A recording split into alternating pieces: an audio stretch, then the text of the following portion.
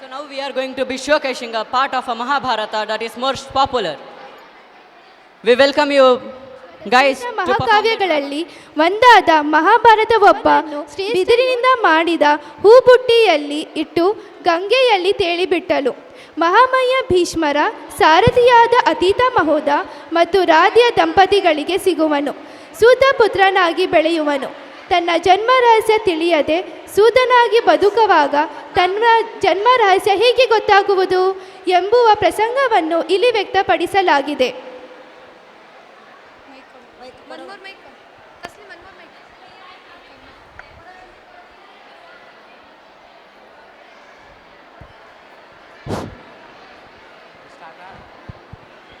ಅಂಗರಾಜ ಕರ್ಣ. ಪ್ರಣಾಮಗಳು ವಾಸುದೇವ. ಭಾಗ್ಯವೆನ್ನುವುದು ಮನುಷ್ಯನ ನಿರ್ಧಾರಗಳ ಪರಿಣಾಮವೇ ಅಂಗರಾಜ. ಒಂದೇ ಒಂದು ನಿರ್ಧಾರ ಮನುಷ್ಯನ ಭವಿಷ್ಯವನ್ನೇ ಬದಲಿಸಬಲ್ಲದು, ಸಮಗ್ರವಾಗಿ ಭವಿಷ್ಯದ ದಿಕ್ಕನ್ನೇ ಬದಲಿಸಬಲ್ಲದು. Everybody,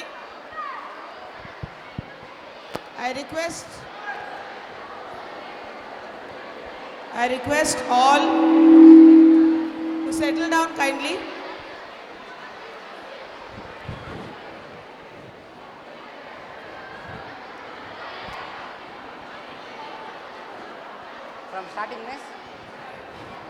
ಅಂಗರಾಜವೆನ್ನುವುದು ಮನುಷ್ಯನ ನಿರ್ಧಾರಗಳ ಪರಿಣಾಮವೇ ಅಂಗರಾಜ. ಒಂದೇ ಒಂದು ನಿರ್ಧಾರ ಮನುಷ್ಯನ ಭವಿಷ್ಯವನ್ನೇ ಬದಲಿಸಬಹುದು, ಸಮಗ್ರವಾಗಿ ಭವಿಷ್ಯದ ದಿಕ್ಕನ್ನೇ ಬದಲಿಸಬಲ್ಲದು. ಆದರೆ ನಿರ್ಧಾರಗಳು ಮನುಷ್ಯನ ಆಲೋಚನೆಗಳಿಂದ ಜನ್ಮ ತಾಳುತ್ತವೆ ಅಲ್ಲವೇ? ಹಾಗೂ ನಮ್ಮ ಆಲೋಚನೆಗಳಲ್ಲಿ ಪರಿವರ್ತನೆ ಮಾಡುವುದು ಕಠಿಣವಾದ ಕಾರ್ಯ. ಯೋಚಿಸುವ ರೀತಿಯಲ್ಲಿ ಪರಿವರ್ತನೆ ಆಗದಿದ್ದರೆ ಆಗ ಮೊದಲಿನಂತೆ ನಿರ್ಧಾರಗಳು ಮಾಡುತ್ತಾನೆ. ಯುವರಾಜ ದುರ್ಯೋಧನನು ತನ್ನ ಭವಿಷ್ಯವನ್ನು ಬದಲಿಸಬಹುದಿತ್ತು, ಆದರೆ ಆ ಅವಕಾಶ ಇವಾಗ ಅವನ ಕೈಯಿಂದ ಜಾರಿ ಹೋಗಿದೆ. ಅವಶ್ಯವಾಗಿ ಸಾಮರ್ಥ್ಯದಿಂದ ದೊರೆಯುತ್ತದೆ ಹಾಗೂ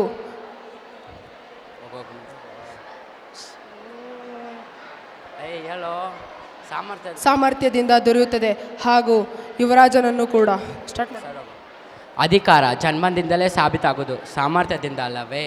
ನನಗೆ ಗೊತ್ತಿದೆ, ಅಧಿಕಾರ ಜನ್ಮಸಿದ್ಧವಾಗಿರುತ್ತದೆ ಹಾಗೂ ಸಾಮರ್ಥ್ಯದಿಂದ ದೊರೆಯುತ್ತದೆ. ಯಾವಾಗ ಇಡೀ ಸಮಾಜವೇ ನನ್ನ ಸಾಮರ್ಥ್ಯದ ಅಪಮಾನ ಮಾಡುತ್ತಿತ್ತೋ ಆಗ ನನ್ನ ಮಿತ್ರ ದುರ್ಯೋಧನ ನನಗೆ ಸೂಕ್ತ ಸನ್ಮಾನ ನೀಡಿದ ವಾಸುದೇವ. ನೀವು ಕ್ಷತ್ರಿಯನಾಗಿದ್ದರೆ ರಾಜನಾಗುವುದು ನಿಮ್ಮ ಅಧಿಕಾರವಾಗುತ್ತಿತ್ತು, ಯಾರ ಉಪಕಾರವೂ ಬೇಕಾಗಿರುತ್ತಿರಲಿಲ್ಲ ಅಲ್ಲವೇ? ಯಾಕೆಂದರೆ ನಾನು ಕ್ಷತ್ರಿಯನಲ್ಲ, ರಾಜನಾಗುವುದು ನನ್ನ ಅಧಿಕಾರವಲ್ಲ, ಅಧಿಕಾರ ಜನ್ಮಸಿದ್ಧವಾಗಿರುತ್ತದೆ ವಾಸುದೇವ. ನಾನು ನಿಮಗೆ ಹೇಳಿದೆ, ಭಾಗ್ಯವೆನ್ನುವುದು ಮನುಷ್ಯನ ನಿರ್ಧಾರ ಪರಿಣಾಮ ಎಂದು. ನಿಮ್ಮ ಒಂದು ನಿರ್ಧಾರ ನಿಮ್ಮ ಭಾಗ್ಯವನ್ನೇ ಬದಲಿಸಬಲ್ಲದು. ನೀವು ಒಮ್ಮೆ ಯೋಚಿಸಿ ನೋಡಿ, ಒಂದು ವೇಳೆ ರಾಜಮಾತೆ ಕುಂತಿ ನಿಮ್ಮ ತಾಯಿಯಾಗಿದ್ದರೆ? ಹಾಗೆ ನಾನು ಹೇಗೆ ಯೋಚಿಸಬಲ್ಲೆ ವಾಸುದೇವ? ಇಲ್ಲ ಅಂಗರಾಜ, ನೀವು ನಿಮ್ಮ ಜನ್ಮದ ವಾಸ್ತುಕತೆಯನ್ನು ತಿಳಿದೇ ಇಲ್ಲ. ನೀವು ಸಾಮರ್ಥ್ಯದ ಸ್ವಯಂ ಭಗವಂತ ಸೂರ್ಯನಾರಾಯಣ ಪ್ರಸಾದ, ಸಾಮರ್ಥ್ಯದ ಸ್ವಯಂ ಸೂರ್ಯನಾರಾಯಣವರ ಮಂತ್ರ ಪ್ರಸಾದ. ಹಾಗಾದರೆ ನಾನು ಯಾರ ಪುತ್ರ ವಾಸುದೇವ? ನೀವು ರಾಜಮಾತೆ ಕುಂತಿಯ ಪುತ್ರ, ಸ್ವಯಂ ಸೂರ್ಯನಾರಾಯಣವರ ನಿಮ್ಮ ತಂದೆ. ಬೇಕಾಗಿದ್ದರೆ ನೀವು ಅಧಿರಥ ಮಹೋದಯನು ಪ್ರಶ್ನಿಸಬಹುದು ಅಥವಾ ಸ್ವಯಂ ಸೂರ್ಯನಾರಾಯಣವನ್ನು ಕೇಳಬಹುದು.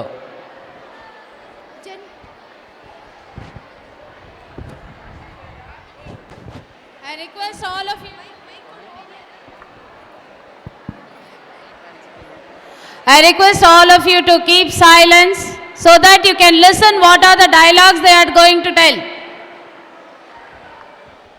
ಜನ್ಮದ ರಹಸ್ಯ ತಿಳಿದ ಕರ್ಣನಿಗೆ ದಿಕ್ಕೆ ತೋಚದಂತಾಯಿತು. ತನ್ನ ಜನ್ಮದ ಸತ್ಯವನ್ನು ಸ್ಪಷ್ಟಪಡಿಸಲು ತನ್ನ ಸಾಕು ತಂದೆಯಾದ ಅತೀತ ಮಹೋದಯದ ಬಳಿ ಹೋಗುವನು. ಪಿತಾಶ್ರೀ ಎಲ್ಲಿರುವಿರಿ? ಪುತ್ರ ಕರ್ಣ, ಹೇಗಿರಬೇಕಂದ? ಪಿತಾಶ್ರೀ, ಮೊದಲು ನನ್ನ ಪ್ರಶ್ನೆಗೆ ಉತ್ತರ ಕೊಡಿ. ನಾನು ನಿಮ್ಮ ಪುತ್ರನಲ್ಲವೇ? ನೀವು ನನಗೆ ಜನ್ಮ ನೀಡಿಲ್ಲವೇ? ಹಾಗಾದರೆ ನನಗೆ ಯಾರು ಜನ್ಮ ನೀಡಿರುವರು? ನನಗೆ ತಿಳಿದಿಲ್ಲ ಪುತ್ರ. ನನಗೆ ಯಾವ ಸಂತಾನವೂ ಇರಲಿಲ್ಲ. ನನಗೆ ಸಂತಾನ ನೀಡಬೇಕೆಂದು ಗಂಗಾಮಾತೆಯಲ್ಲಿ ಪ್ರಾರ್ಥನೆ ಮಾಡುತ್ತಿದ್ದೆವು. ಹಂಗೂ ಆ ದಿನ ಗಂಗಾಮಾತೆಯ ಕೃಪೆಯಾಯಿತು. ಒಂದು ಹೂವಿನ ಬುಟ್ಟಿಯಲ್ಲಿ ನೀನು ನನಗೆ ದೊರಕೆ. ಹಾಗಾದರೆ ನಾನು ಯಾರ ಪುತ್ರ ಪಿತಾಶ್ರೀ? ನನಗೆ ತಿಳಿದಿಲ್ಲ ಪುತ್ರ.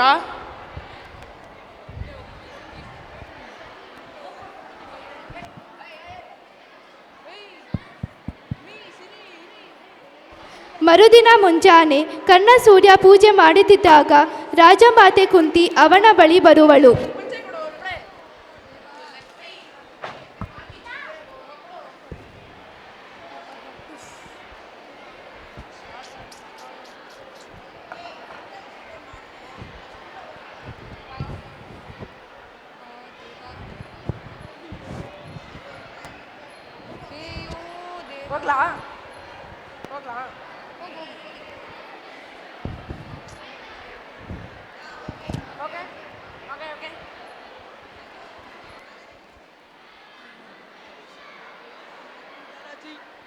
ಯಾರಾದರೂ ಸಾಧು ಸಂತರು, ಯಾರಾದರೂ ಯಾಚಕರು, ಬಡವರು, ಭಿಕ್ಷುಕರು ಯಾರಾದರೂ ಇದ್ದೀರಾ?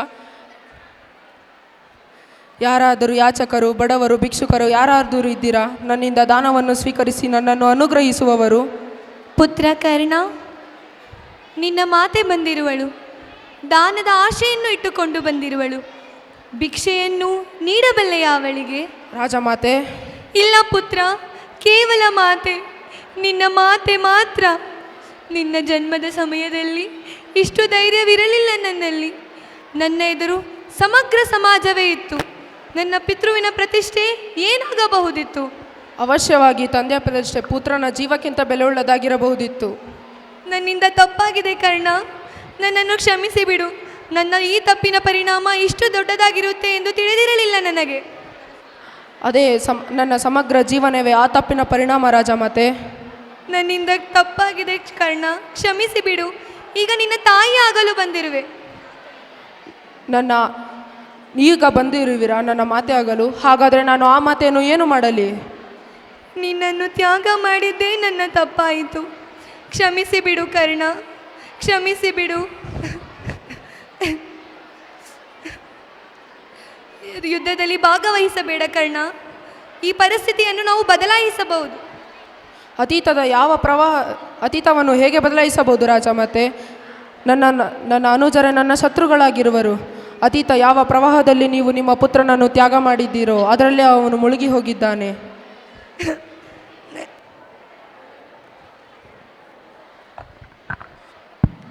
ನನ್ನ ಪುತ್ರನನ್ನು ಹುಡುಕಲು ಸಹಾಯ ಮಾಡು ಕರ್ಣ, ಸಹಾಯ ಮಾಡು. ಎಲ್ಲಿ ಹೋಗಿರುವಿ ನೀನು ಪುತ್ರನನ್ನು? ಇನ್ನು ಮುಂದೆ ನಿನಗೆ ಯಾವ ದುಃಖ, ಅಪಮಾನ, ಸಂಕಷ್ಟ ಇರುವುದಿಲ್ಲ ಪುತ್ರ. ನೀನು ಪಾಂಡವನೆಂದು ಕರೆಯಲ್ಪಡುವೆ. ನನ್ನ 5 ಪುತ್ರರು ಜ್ಯೇಷ್ಠರೆಂದು ಕರೆಯಲ್ಪಡುವರು. ನೀನು ದುರ್ಯೋಧನನ ಪಕ್ಷವನ್ನು ತ್ಯಜಿಸಿ ಬಿಡು ಕರ್ಣ. ಬಂದು ಪಾಂಡವರ ಪಕ್ಷಕ್ಕೆ ಸೇರು. ಅವರಿಗೆ ಮಾರ್ಗದರ್ಶನ ನೀಡು. ನನ್ನ ಮಿತ್ರನ ಪಕ್ಷವನ್ನು ತ್ಯಜಿಸಲೇ? ಪರೀಕ್ಷೆ ಸಮಯದಲ್ಲಿ ಯಾವ ಕೈ ಆಸರೆ ನೀಡಿತೋ ಆ ಕೈಯನ್ನು ಬಿಟ್ಟು ಬಿಡಲೆ ನಾನು? ದುರ್ಯೋಧನ ಯಾವಾಗಲೂ ಅಧರ್ಮವನ್ನೇ ಪಾಲಿಸುತ್ತಾನೆ. ನೀನೇಕೆ ಅವನ ಪಕ್ಷ ವಹಿಸುತ್ತಿರುವೆ? ಒಂದು ಬಾರಿ ಅವನು ಬಹುದೊಡ್ಡ ಧರ್ಮವನ್ನು ಪಾಲನೆ ಮಾಡುತ್ತಿದ್ದನು. ಆ ಒಂದು ಧರ್ಮಕ್ಕಾಗಿ ನನ್ನ 100 ಜನ್ಮಗಳನ್ನು ಯುವರಾಜ ದುರ್ಯೋಧನನಿಗೆ ಸಮರ್ಪಿಸುತ್ತೇನೆ. ಹಾಗಾದರೆ ಯುದ್ಧದಲ್ಲಿ ಭಾಗವಹಿಸಬೇಡ ಕರ್ಣ, ಅದು ಸಹ ಧರ್ಮವೇ. ರಾಜಮಾತೆ.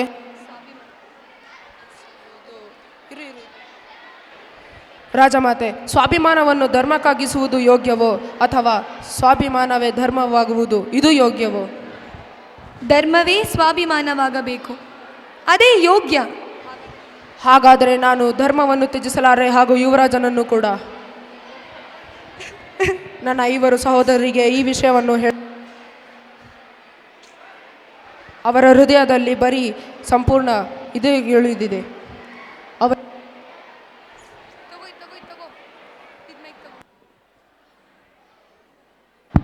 ಅವರ ಹೃದಯದಲ್ಲಿ ಬರೀ ಧರ್ಮ ಸ್ಥಿರವಾಗಿದೆ.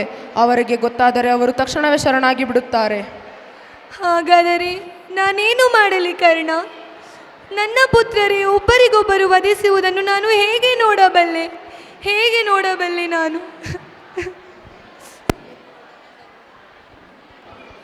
ಇಲ್ಲಿ ನೀವು ನನ್ನಿಂದ ದಾನ ಪಡೆಯಲು ಬಂದಿದ್ದೀರಲ್ಲವೇ? ನಾನು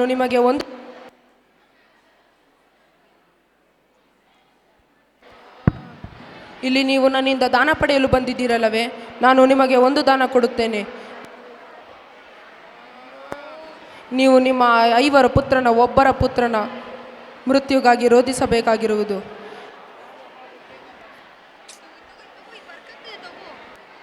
ನಾನು ಹಾಗೂ ಕೇವಲ ಅರ್ಜುನ ನಾವಿಬ್ಬರು ಒಬ್ಬರಿನೊಬ್ಬರು ಪ್ರಾಣ ತೆಗೆಯಲು ಯುದ್ಧ ಮಾಡಬೇಕು.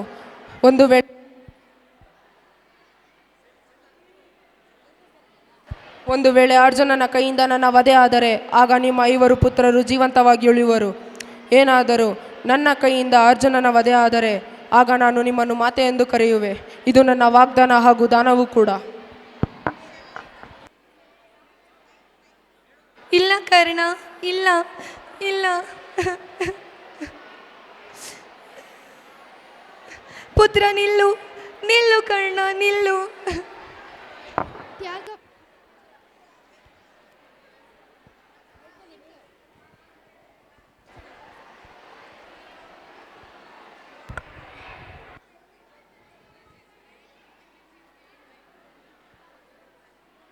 ತ್ಯಾಗಮಹಿ ಕರ್ಣ ತಾನು ಪಾಂಡವನಾದರೂ ಯುದ್ಧವನ್ನು ಕೌರವರ ಪರ ಮಾಡುತ್ತಾನೆ. ತನ್ನ ಮಿತ್ರನಿಗೆ ಕೊಟ್ಟ ಮಾತನ್ನು ಉಳಿಸಿಕೊಳ್ಳಲು ತಾನು ಪಾಂಡವನಾದರೂ ಕೌರವರ ಪಕ್ಷವನ್ನು ತ್ಯಜಿಸದೆ ಯುದ್ಧದಲ್ಲಿ ವೀರಮರಣ ಹೊಂದುತ್ತಾನೆ. ಧನ್ಯವಾದಗಳು.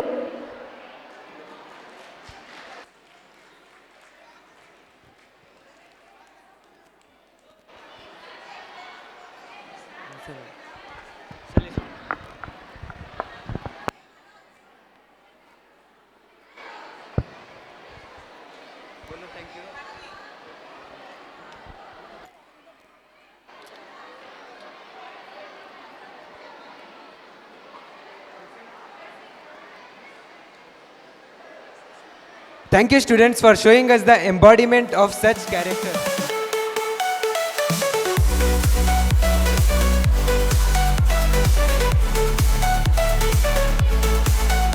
Known all over India. Why don't you all observe it by yourself being displayed by these beauties? We welcome you girls to perform the dance show.